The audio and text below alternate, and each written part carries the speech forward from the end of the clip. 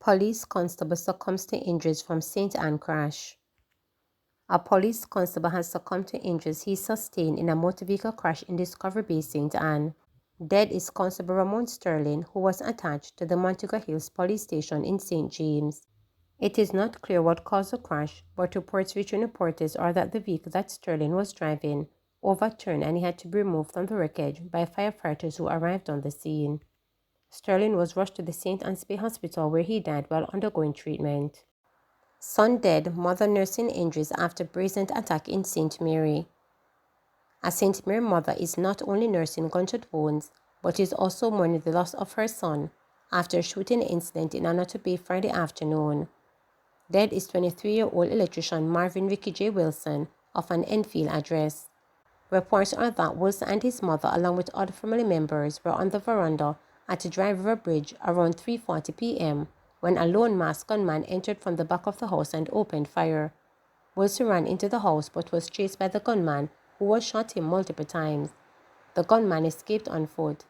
It was discovered that Wilson's mother was also shot in the left foot. 5 of her toes were shot off. She is currently at the Anoto Bay Hospital for treatment, while Wilson was pronounced dead. The St. Mary Criminal Investigations Branch Bureau is investigating. In the meantime, Acting Superintendent for the parish Anthony Wallace told reporters that Anoto Bay has become a hotspot for crime.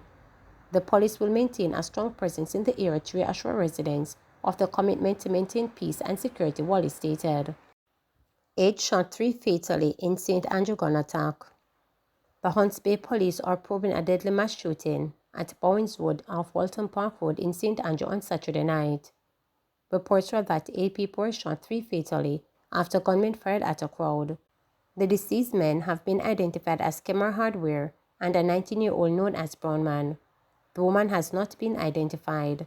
The investigation is ongoing. Meanwhile, Jamaica has been rocked in recent times by mass killings across the country. The most recent occurred on National Heroes Day in Pleasant Heights, formerly Warwick Hills, when 5 men were shot and 2 others injured at a football match. Man gunned down in Spanish Town. The Spanish Town police in St. Catherine are yet to establish a motive for the killing of a man along Young Street early Saturday morning. Dead is 39-year-old Jason Gardner of Fairfield, Lincoln, Manchester.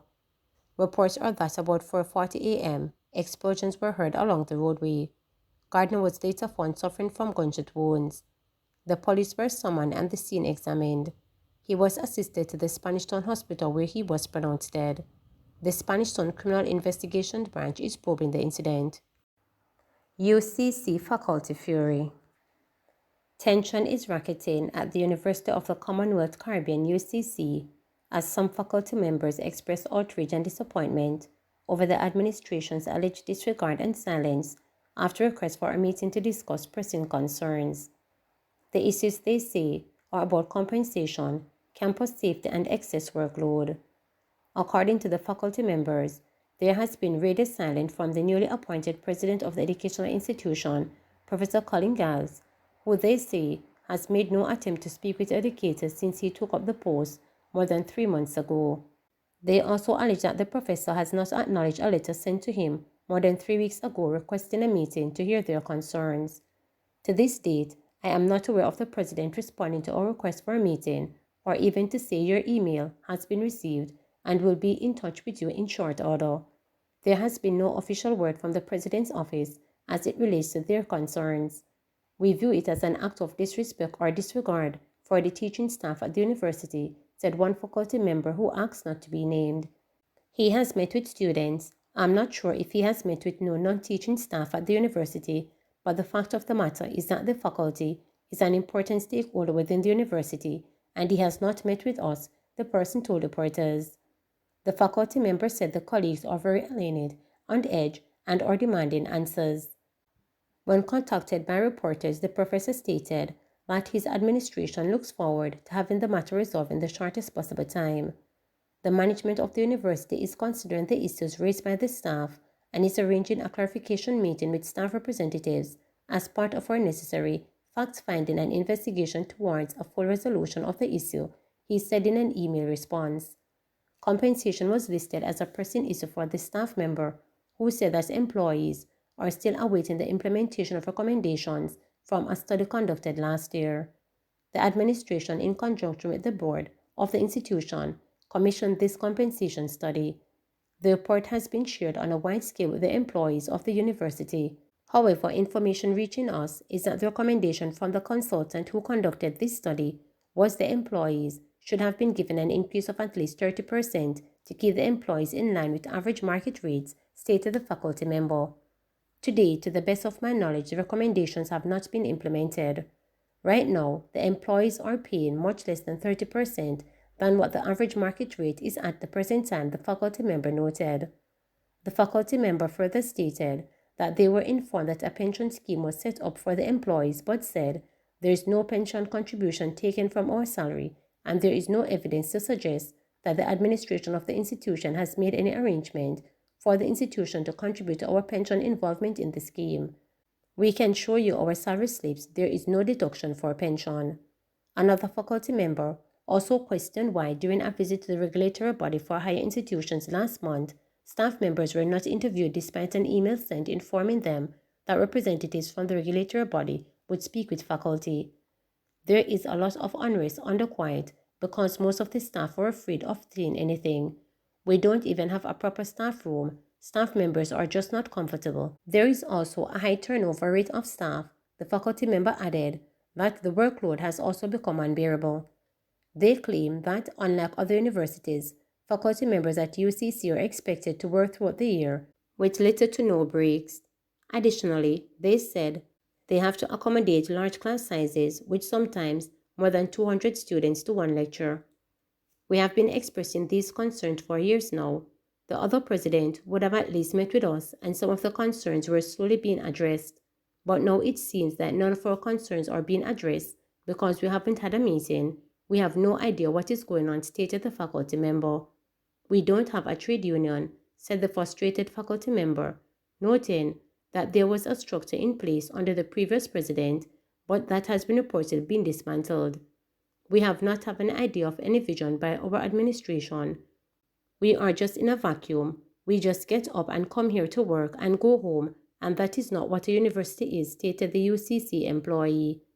Based upon my observation, the majority of staff here has the best of intentions for the institution to grow and to achieve its goals. We are the ones who do the majority of the workload. We are not the only group of staff, but we do a tremendous amount. We are the ones who give our time and data to help these policies. They are always calling upon us, but we have to have this issue with nobody to call up, and we don't feel good.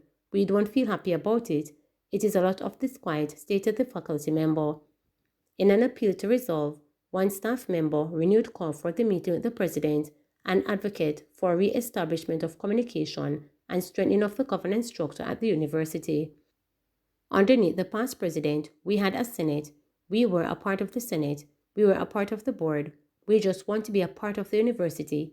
We want to also get salaries that equate to the industry level salaries because our salaries and benefits are nothing in comparison to what other educational institutions get there, he stated. Another staff member requested a proper plan, which is written and signed off by the administration and faculty, be put in place to address any other concerns, while one demanding better opportunity for professional development and growth. We just want to be a part of the university, one employee stressed. St. James Fmer implicated in murder investigation. As St. James Fmer has been named as a suspect in the 2022 shooting death of a man in his community. He is 26-year-old Terry Atkinson of Sand Lane, Germantown in the parish. Atkinson is charged with murder, shooting with intent and illegal possession of firearm. The deceased has been identified as 26-year-old Gary Morgan of the same community. Reports are that on Sunday, September 4, 2022, about 1:45 p.m., a witness was at a cook shop when Atkinson was observed along with 8 other men, all armed with handguns on the premises of Morgan.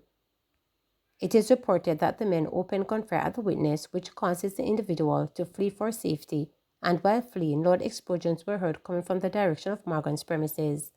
When the shooting subsided, Morgan was found suffering from gunshot wounds and was assisted to hospital where he later succumbed.